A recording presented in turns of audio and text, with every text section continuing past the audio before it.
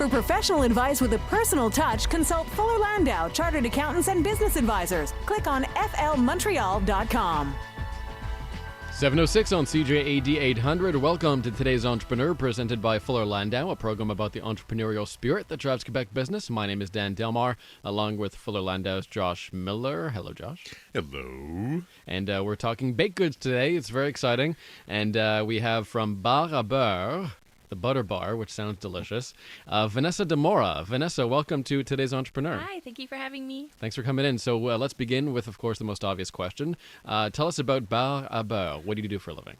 Well, as you mentioned, it's baked goods, basically. It's all the baked good recipes from my family, and we just really wanted to bring it to our city, to Montreal, and just give a little bit of extra butter and a little bit of fat to everyone that we love, you know. a little bit of fat. A little bit of fat. Just what we need. We're Italian, you know. That's what we do. Now you're a bakery, but it's not just opening in the morning, croissants and muffins. You're open throughout the day. There's coffee. There's other items that you sell. So what else do you kind of do to attract people, and what other products do you have? We serve the croissants, like you said. We have our little morning rush with the coffee, the viennoiseries, and then we hit lunch. So we do our paninis, traditional Italian dishes too. We have our little arancinis and my grandmother's recipe that she made. And then we have the sweets all day long. We have the little cupcakes. We have our specialty, the butter ball, which is our signature pastry. It is a recipe from my grandmother. It's a pesca in Italian. That's what you would call it because it looks like a peach. And we gave it the name Butterball just to go with our little store, our little theme. It's 2 cookies that we put together, and the filling's different. It's custard, and then it's rolled in a grappa syrup. So that's our signature. And then we played with a little bit of flavors. We have red velvet, chocolate, you know, the standard, and then the lemon. And we have our breads. We have the candy, the cookies. Now let's take it back to and all this sounds far too delicious, and there's this box sitting in front of us, Dan, that is really hard to resist. We'll get to that during the commercial break. But we'll definitely get to that. But let's go back even before the store opened, because you've been open about a year and a half or so. But this plan, from what I understand, started about a couple of years ago. Tell us a little bit about what your background was and what kind of pushed you to say, okay, I got to start the legwork and seeing what I can do to open. Well, like I mentioned, I am from an Italian family, so baking and eating in general was a big part of my life. And then I decided when I was about 18 that I really wanted to go into the food industry. So I went to a culinary school here in Montreal, to St. Pius, and I decided sugar was really my forte. I wanted to make everything pretty, that you could eat, everything sweet. So I decided to specialize in pastry. So I went to Cordon Bleu in Ottawa, and then from there I worked at a couple of bakeries in Ottawa, and I came back to Montreal because I do love this city very much. So I decided to work at a couple bakeries here, a couple restaurants, and I worked at actually a cupcake place for a couple of years, and I really learned a lot there. But I really learned a lot from my mother and my grandmother. They taught me almost everything I know in baking and cooking. So we really just wanted to take everything that we would find in our household, in our Italian lunches, and put it into a store. Was there a trigger point? I mean, you were working for other bakeries. Was there something I said, you know what, I just got to do this on my own? It wasn't so much a trigger point. It was just I wanted to do my own thing. I don't think that there was a moment that I said I got to get out of this. I have to do it on my own. I really wanted to bring my special touch eventually to the city, and I really wanted to put all my ideas, everything that you would see in our house and everything that I see in my brain, into something special. So now there's so many things when you're about to open up a business and start and lay the groundwork. What was the first thing you felt you had to do before anything else? Well, the business plan, obviously, is the first thing that you do. My favorite topic, Dan. Business plans. Well, she actually did one, which is refreshing. A lot of people don't have business trees. You start with an idea, obviously, and that was being specialized with the peaches. And then I took it from there. So we started our business plan. And then it just, as you're working on things change. So we added in the paninis, we added in the croissants.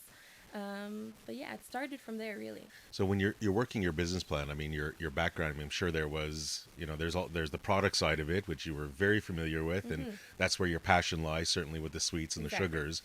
But of course, the business plan, I mean, you have to build. There's people around it. There's a financial portion to it. Exactly. Were you familiar with the business plan? Not Have you done one before? at all. Not at all. I actually, yes, I have done one at school. It was part of our program, just to give you an idea if you would open a restaurant one day, to kind of show you a little bit what it's about. But really, my side was just the baking, so I was not familiar at all with it. That's where my father had come in to help me a lot, and we had some help with the bank. We had to present our business plan, obviously, but the whole loan, that came from the bank, and we had some friends help us, but he was basically the heart behind the whole business plan section. Was your father, like, he was working before? Was he ready to get into business? Like, how did you bring your parents into your world? They were just not working. They were unemployed. My father had got laid off at the time, and he was doing some contract work because he's a man of all trades, jack of all trades. He was doing some contracting, building some furniture. He decided, why not? Let's do this with her. That's her dream. So let's do it now with her. So he took a couple of baking courses for the breads and the croissants, and that took about a year. And he said, okay, let's do this. So he didn't have as much experience as I had on the baking side, but he was also working, he was managing a franchises, so, that was more his thing. But now, he's baking croissants at 4 a.m. Now, putting this plan together, did you guys, I mean, you bring your own expertise, but did you butt heads? Did he think you should go one direction, and you had your thoughts and said, you know what, absolutely not. This is my idea. This is my baby. I think we should go that way. Maybe you can recount the experience. Absolutely. Yeah, I mean, you're Italian, so there's got to be some hot blood. We have some anger back there, yes. And I'm an extremely stubborn person. I think you could ask anyone, especially still to the day. I'm stubborn as hell. He wanted to do something a bit different. That's where things kind of changed. I wanted to be just a specialty shop, but he said no. When we found the location, there's nothing here, so we're gonna add to it. So he brought in the paninis, and then it just rolled on from there. But I mean, the whole design of it, they really, both of them, my mother and my father, let me just do what I wanted with it, because it was my dream originally, obviously. And they just said, okay, we'll build it, you design it, we'll help you out. So was it really, I guess, from a store and aesthetic, kind of a product, or the for want of a better term, the pretty side of it, they left you, and the numbers, the business plan, the making things work? I mean, was that more your dad, or you really worked together on that? We worked together. He took the majority of it. The aesthetics was me, the researching for the products, researching for the boxing, the packaging, that was all my side. And he took care of the numbers, basically, which was a big help, because I wouldn't have had anywhere to go in the beginning. He really helped out there. No, and I think you hit on a big word, which is research. And there's a lot of entrepreneurs that go with their gut. And Dan, we've seen many that just kind of go and kind of shoot, fire, aim. They instead of thinking first. But research plays a huge role, I'm sure. And certainly when you're looking at locations, looking at product, setting up, determining prices. I mean, your competition. There's a whole bunch of research that goes into it. And I think when we come back from the break, we'll talk a little bit more how and where you found the items and where you got your research, and we'll take it from there. Today's Entrepreneur on CJAD 800 with Vanessa D'Amora of Bakery Bar À Beurre. It's 7:15 right now. CJAD 800 traffic. Here is Kier Yeager. For professional advice with a personal touch, consult Fuller Landau, Chartered Accountants and Business Advisors. Click on flmontreal.com. 7:19 on today's Entrepreneur. Inspiring stories from outstanding business people. Dan Delmar and Fuller Landau's Josh Miller with you. And our guest is Vanessa D'Amora of Bakery Bar À Beurre. And Vanessa, you started this business about a year and a half ago. Tell us a bit more about the research that went into this, particularly finding these interesting recipes. I know you mentioned a lot of them were for your family. But what was the R&D process? I mean, did you have to sort of do a lot of testing? Do you have test audiences, maybe, samplers? There was a lot of sampling going on for for a good couple months, people started to hate us a little bit. Their waistline got a little bit bigger. That's for sure. A lot of them were family recipes, but I mean, playing with the flavors of the boule de beurre, the pesca that I mentioned before, we sampled that out a lot.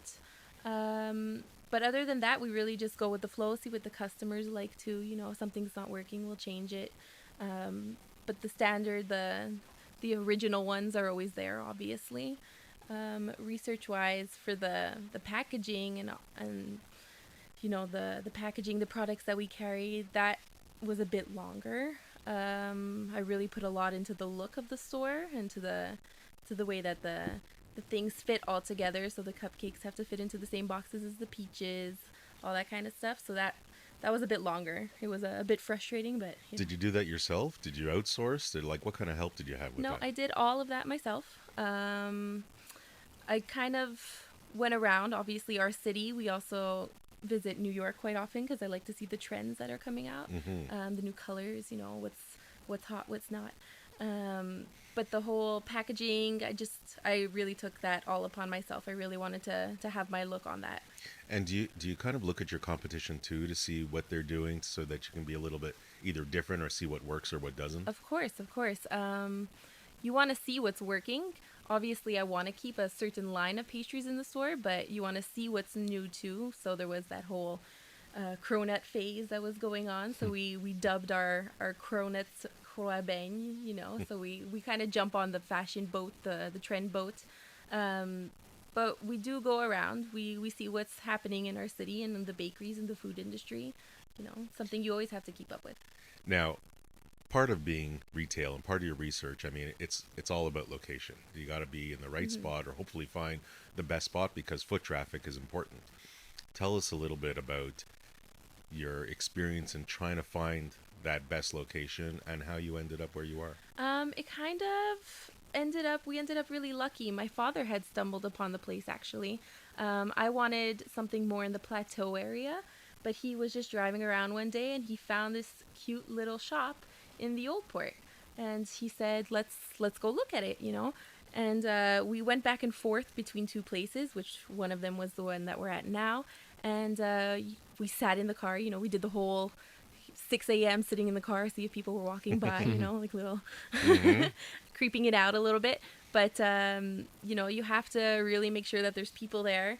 You have to see what's around the area. So this particular store that we're at now, there was no bakery there. There was so many people living in that area. There's so many condos. There's the Palais de Justice, and there's nothing there. So we decided to go with that one. We decided to bring, our recipes to that area. We really wanted a family run and a family store that, you could come with your children and sit down and have a coffee and a cake. Where is it exactly? It is on Notre Dame Est, 350 Notre Dame Est. So it's right at the corner of Bon Secours.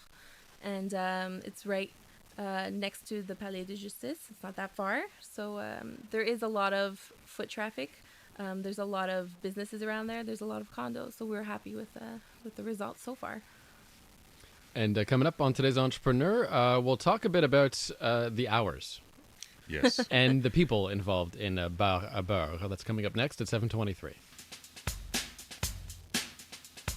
For professional advice with a personal touch, consult Fuller Landau, Chartered Accountants and Business Advisors. Click on flmontreal.com. This evening on today's Entrepreneur, Vanessa D'Amora from the bakery Bar À Beurre, and we're talking about her business, a new business. It's been around about a year and a half in the Old Port.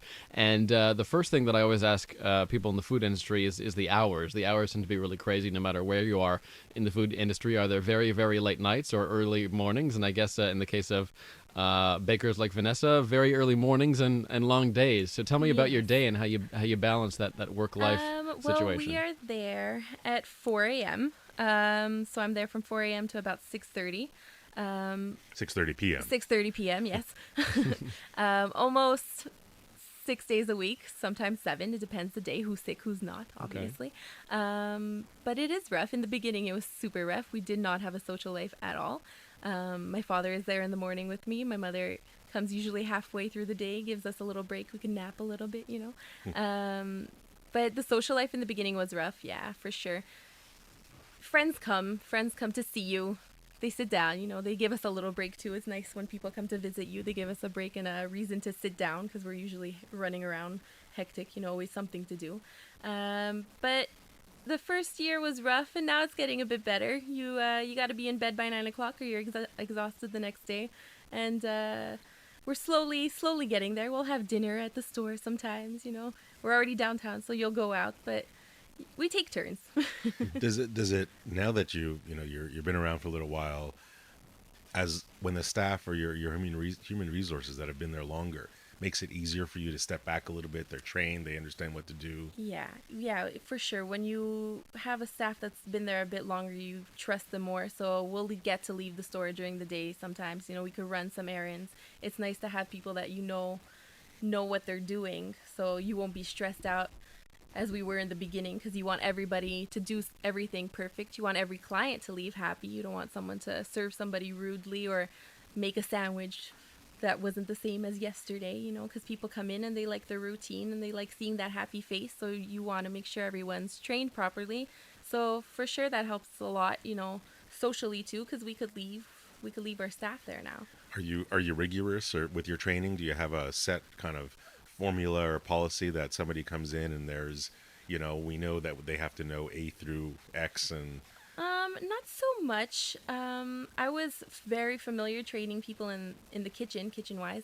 And we have our bakers with us who we got really lucky. They're extremely good bakers. And they kind of have the same feel, you know, we laugh, you know, so we're comfortable with them and they do their work well and we try to keep the happy environment. In the front, it was a bit different in the beginning. I wasn't familiar with the whole espresso machine myself, so we all learned together. And now it's easier to train people, but we don't really have a policy. You know, we just try to train people as it comes, you know, as the experience comes, and it's basically just try to make the customer happy at the end of the day. Trouble finding people? I mean, when you first started going out, finding good, qualified, loyal, honest people, was that difficult, and where did you find them? I put a couple ads out, you know, Craigslist, Kijiji in the beginning. We didn't have that much staff in the beginning. It was just us three, my parents and myself, and we only had one other girl with us baking in the back, and we were the ones serving the clients. But then we put the ads out, and it was hard to find people in the beginning. It's hard to find some people that you click with, you know, so not everyone has the same, you know, work ethic as you do. But we found a good staff now that we're really comfortable with, and it's a little family now, so it's really fun. And everybody's on the same page. Was it difficult to institute a culture in your place? I mean, it really emanates, I guess, from you and your family. Yeah, no, I don't think it was that difficult. We're a happy-go-lucky place. Obviously, we are a family, so we do fight, and some of the employees feel it when we're stressed with each other. But no, it wasn't that hard. We got lucky with our staff, which is really, you know, takes the tension off the shoulders a little bit. No question. Yeah. But there's also the financing side, and when we come back from the breakdown, we'll talk a little bit about banking, financing. One of my partners, Patrick Sullivan, will come in. We'll see what do banks look for when they want to either take on a client or let one go. And Vanessa D'Amora, a guest from Bakery Bar À Beurre on today's Entrepreneur at 7:30.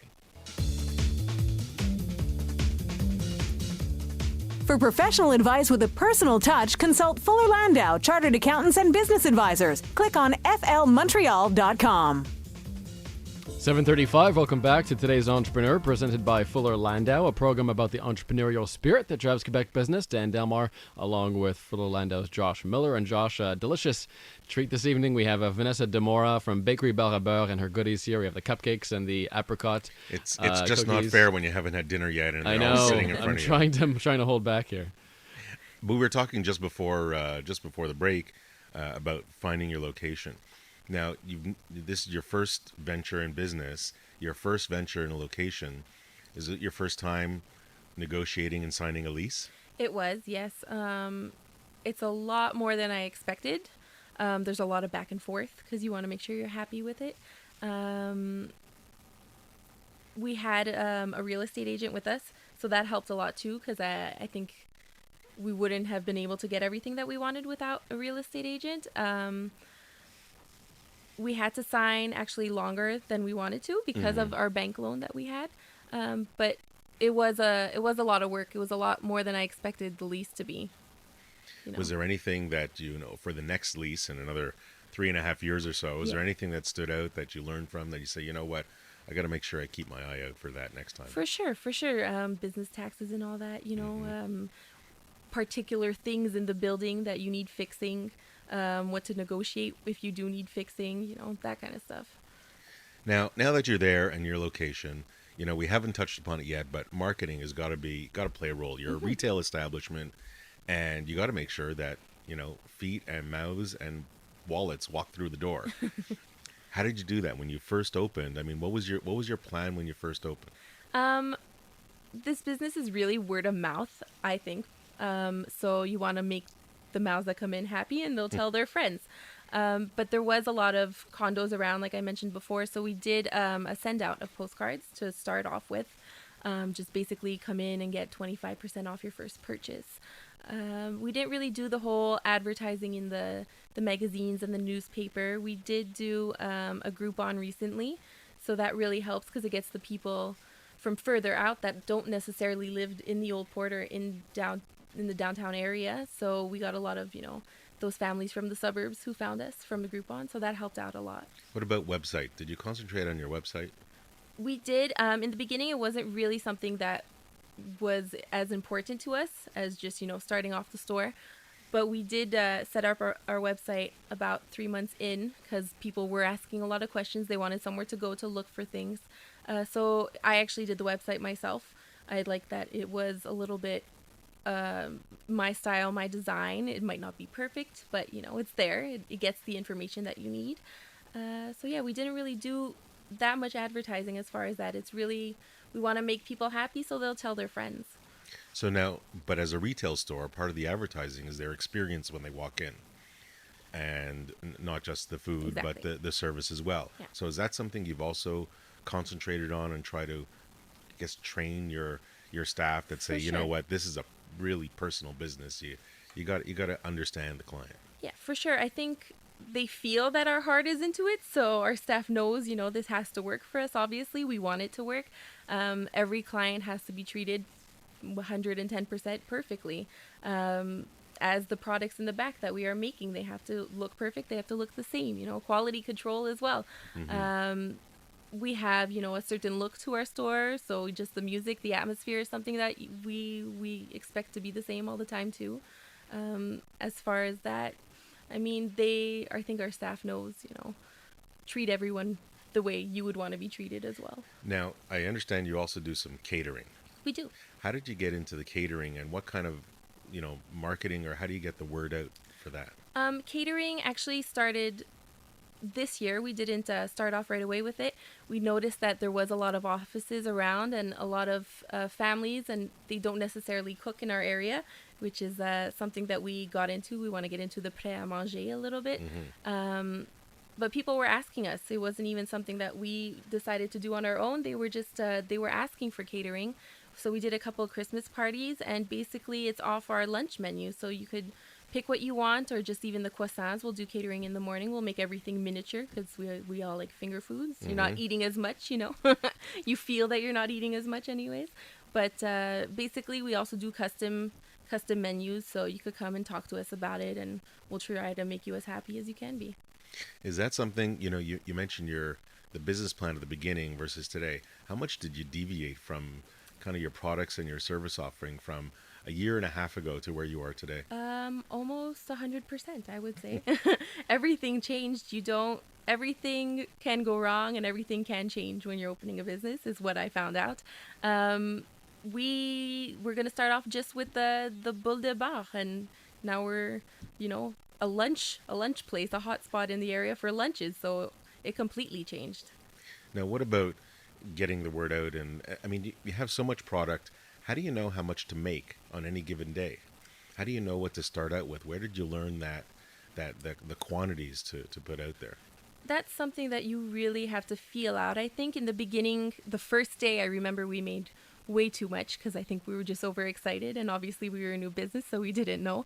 But that's something that you just really feel out which day is busier than the other. We start off with the standard, maybe 24 croissants, and then if you're busier, you make more. But you can tell kind of which days are busier in the week. People like to treat themselves at the end of the week, so you make more because you don't want to be in a rush at the end of the week. But we don't like wasting. We are an Italian family, so we do hate throwing out food. So we'll try to give back. The staff will come in. We'll give them some food. If there's a client that's hanging around, we'll give them the extra croissants at nighttime. Or there's a couple missions around us. We try to give back to the community too. How did you work out your pricing? When you first start out, you have your recipes, you have the ingredients. Was that a difficult component for you to wrap your head around? Was choosing how much do I sell a croissant or a sandwich or this catering that you're now doing? How did you approach determining the pricing? Well, that came also with the research part. You don't want to be competing with your competitor, obviously, for the prices of the cakes, especially the prices of the cupcakes. I find is a strong issue with most people. We wanted to be reasonable, so obviously, we didn't want to buy a cupcake for $8 because who would buy your cupcake for $8? We wanted to be a common place that anyone could come in and buy a cupcake, from the little kids to the businessman. But it's also how much goes into the cake, how much goes into the cookie. So you also have to play around with that with your recipes and how much you're buying from your suppliers, what it costs you. So it was really that. We did our research. We went around to see what our competitors were pricing, and it also, the other factor plays with both. It actually you mentioned suppliers, and I'm kind of curious. You're starting out a business. You're new to the game. You're young. You're intelligent. You're female. Did you gain the respect right away? Did they look at you and say, "Who the heck is this person that wants to buy from me?" It was exactly that. Especially when I was going to do, I think, my loan, there was a lot of older men involved, and they were saying, "Hey, who is this little girl?" And I was with my parents. I was with my father the majority of the time, so they always went to talk to him first, and they always shook his hand first, because he's the man there. So I had to kind of put my foot down and reach out first and, say, "Hey, I'm here too. This is my business. I'm the one signing the paper at the end of the day. So look at me, talk to me when you're explaining something." You had to play your stubborn card, Exactly. Hey, I'm the one here. I might be small, but I'm here. And what was their reaction when you sort of stood up for yourself as an entrepreneur? In the beginning, I found that it wasn't as I wanted it to be. I mean, especially signing the lease too. People weren't always as accepting, I find, especially when my father was there in the beginning. But now eventually they know who I am. The suppliers know who I am. So they'll say, "Oh, can I speak to Vanessa finally?" They don't ask for my father anymore.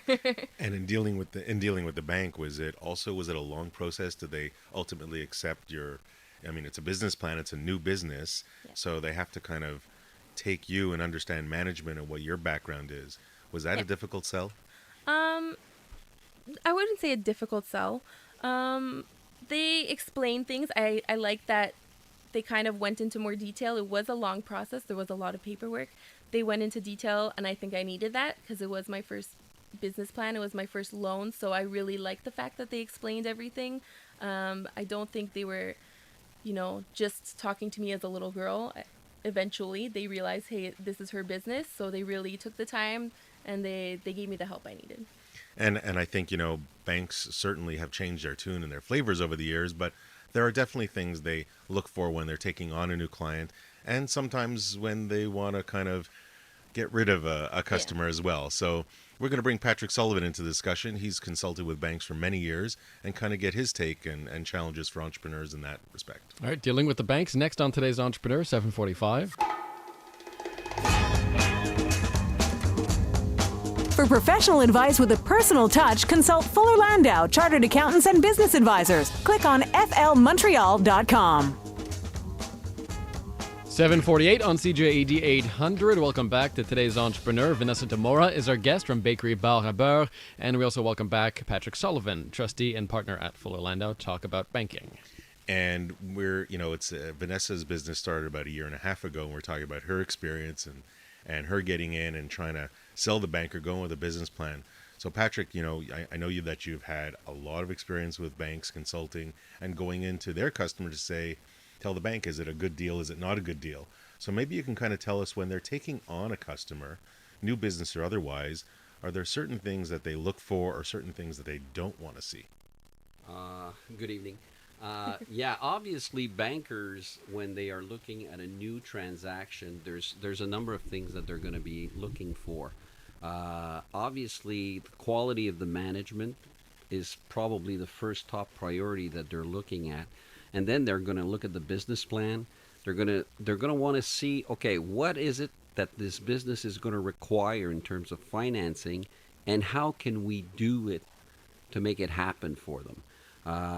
Normally, there's going to be a banker, which we call the front banker, that's going to solicit the business from the client, or the banker that you've met. Kind of the account manager. Kind of the account manager, who will prepare whatever information that the company will provide them with.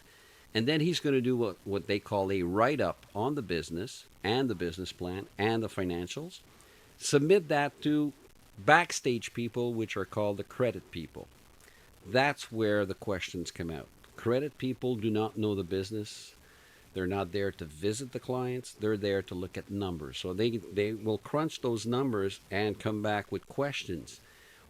If they have enough questions that the poor account manager cannot answer, or there's serious doubts on how are we going to structure this, then they will call in a consultant. Consultant's work will be normally, number one, validate projections, whatever assumptions have been used in making those projections. In other words, is there a business model that makes sense so that we're going to lend on? Then the quality of the assets that we'll be taking as a guarantee. Let it be receivables, let it be inventory, let it be machinery and equipment.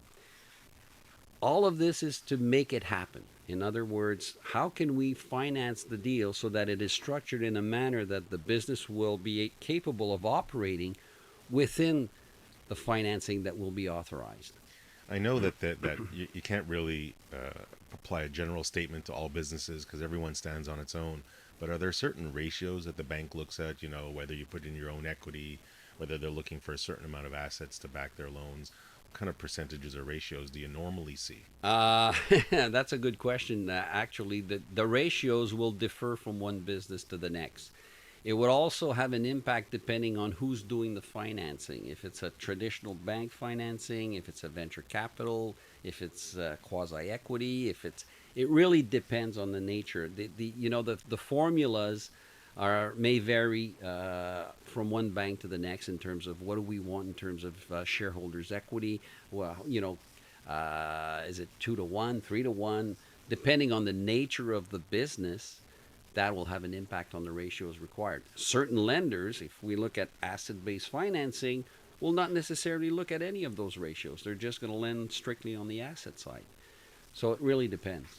Now, the banks, they kind of come and go, and they have their tendencies. They're sometimes more open for business, they're less open for business, but they all have money to lend. I mean, there's from what I understand, an excess amount of funds that they're ready to lend, but not everybody's borrowing so quick. Well, right now, economically speaking, yes, banks have a lot of funds available to lend. Now, businesses are maybe not borrowing as much as the bankers would like them to borrow. I think it's a question of, the economic cycle that we're running into as to how much companies or businessmen want to invest in their business. So obviously that has an impact. Interest rates have an impact. It's all of the above, really, that makes the difference. So that's when the bank is looking to maybe take on a new customer. When we come back from the break, maybe some of the things they look at when they want to decide maybe they've had enough with that customer. And also Vanessa D'Amora's one piece of advice for today's entrepreneur. That's next. For professional advice with a personal touch, consult Fuller Landau, Chartered Accountants and Business Advisors. Click on flmontreal.com. 7:56 on today's entrepreneur. We have Vanessa D'Amora here from bakery Bar À Beurre and Patrick Sullivan, trustee and partner at Fuller Landau, talking about dealing with the banks, as Vanessa did recently. And Patrick, we were talking before about when the bank wants to take on a client, but certainly when they have an existing client, they're looking and they're monitoring much closer. Certainly when things are not going so well and the economy's not well, are there certain items that they look at first? Are they really digging deeper? Where are they digging these days that they didn't always dig at before? There's every single file has its different aspects, digging depending on how deep they need to dig in order to get answers to their questions. Some examples, maybe? Well, you know, when the bankers start seeing that there's overdrafts, that there's possibly NSF checks that are being returned, why? Because the funds are not available, deposits are slow, they're going to start questioning, obviously, how the operation is doing. So from that standpoint, they're going to start questioning management. They're going to say, hey, come see us. We need to talk because we have a serious problem. And if the problem gets worse, then they're going to appoint a consultant to go and validate whatever information that they've been receiving from the client, make sure that everything is corroborated by the books and records. Now, if the thing isn't going well, is there possibly a way to turn it around? If not, well, how do we get our money back? Because at some point they're going to say, okay, we want our money back. We no longer want to do business with you for whatever the reason. Surprises come when obviously things were not fully disclosed to the bank, and that happens. Off balance sheet debts that all of a sudden appear, government assessments that appear. All of those will have an influence, obviously, on the bank's capability in realizing on the assets and getting their money out. So, depending on how big the problem is, the deeper, the review is gonna be. And customer credibility is huge. If you lose an ounce of credibility, you've lost a pound of I guess, reliability or that credibility with the bank. Well, I always said that a banker is a partner. Okay, it's your financial partner, not your business partner. You don't share your profits with your banker. But on the other hand, you have to share that information because they're there. They can help, provided that they're aware and they can react prior to things really getting bad. And that's the key. Giving the information without necessarily being afraid of giving that information or withholding it, because they will find out no matter what. And if that information was withheld, surprise. Excellent. Thank you very much, Patrick. And as we come to our last remaining moment, we turn to Vanessa and ask her, what would be your one piece of advice to today's entrepreneur? I would say food industry, anything you're really going into, you really have to love it because that's going to be your life for, as long as your business is open, you're going to sweat, blood, tears, the whole thing, So whatever you're doing, just really love it and expect everything to go wrong in the beginning. Just be ready for anything and keep at it because if you really love it, if it's your dream, you can make it happen. And that's pretty much it. And there's no question, Dan, that many entrepreneurs, they have to realize that there are sacrifices to be made in order to gain that success. So that's something that every entrepreneur should understand. Next week on today's Entrepreneur, Josh, a look at the Far East with a businessman from Hong Kong. We have Orangefield ICS Trust, which is a corporate service provider, operates in Hong Kong and around the world, actually. And we're going to hear exactly how they operate their business in the Far East, what makes them tick, what works for them. All right, should be a fascinating look at doing business in China. That is coming up next week on today's Entrepreneur. The Exchange with Dave Kaufman is next. It's 8 o'clock.